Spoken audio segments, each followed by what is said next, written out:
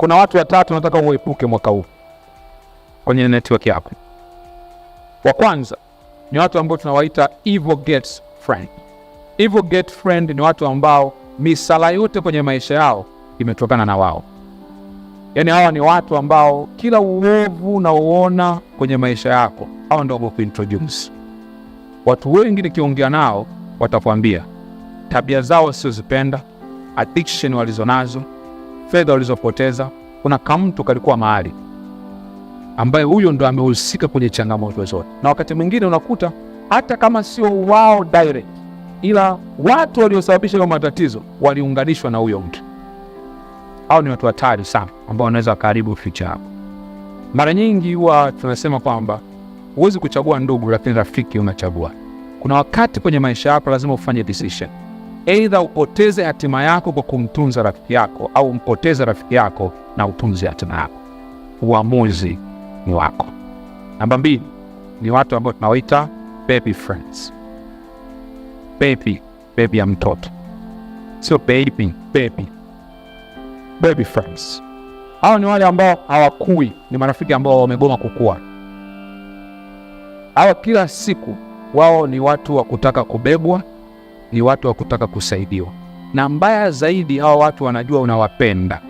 Kwa sababu hiyo, kuna vitu wanavifanyaga makusudi, wanajua utaingia gharama ya kuwasaidia.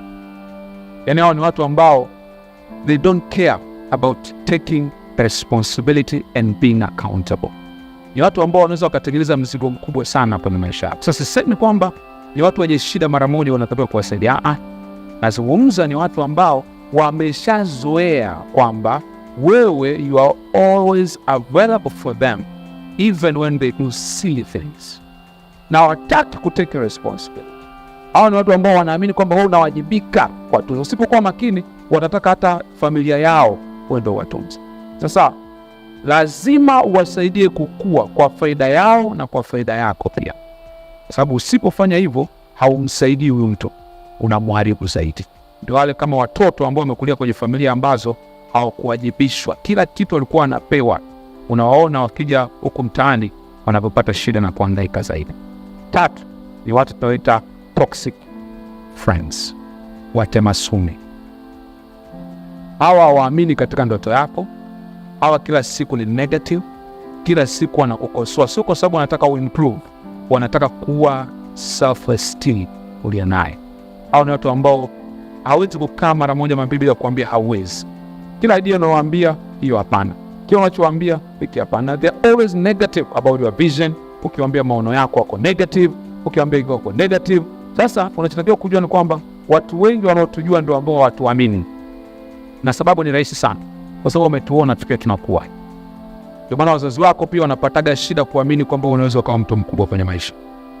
Au mtu aliyekulea anasema wewe nimekufuta mwenyewe makamasi. Si nani anaona kama vile you are too small to aim for big things. Kwa mara nyingi hata marafiki zetu wa karibu wakati mwingine hawafanyi kwa sababu hawatupendi, wanafanya kwa sababu wanatupenda. They want to protect us. Wanasema usifanye kubwa na utajihatarisha. Usifanye kitu fulani utapoteza. Wanafikiri wanatuprotect, lakini kwa kufanya hivyo kumbe wanatufanya to demise. Kwa hao unahitaji space now. There are moments in your life unahitaji kutake risk ambazo hakuna anayeamini kwamba unaweza ukapita ila isipokuwa wewe mwenyewe. Let me tell you the thing. Kuna tofauti kubwa sana kati ya mtu unayempenda na mtu anayekupenda.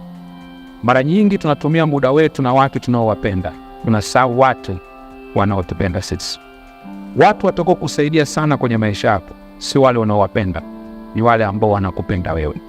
Ndio maana watu wengi kwenye familia matajiri, wafanyabiashara, wakiwa wanakaribia kufa, wakiwa wazee au wakiandika wasia wao, wanawaachia urithi watoto ambao wanawapenda wao. Wanasahau watoto wanaowapenda wao not necessarily pia wao wanawapenda sana.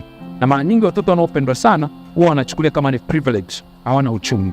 Lakini mtoto anayempenda mzazi atataka kupreserve wewe utajiri wa mzazi wake. Kwa mwaka 2024 usiwe tunatumia muda na watu ambao unawapenda. Jiulize akilini mwako, hivi ni nani anayempenda?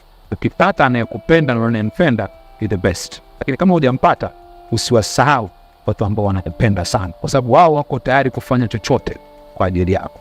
So, nimalizie na mfano. Nilisoma miaka mingi sana kutoka kitabu cha Dr. Myles Munroe.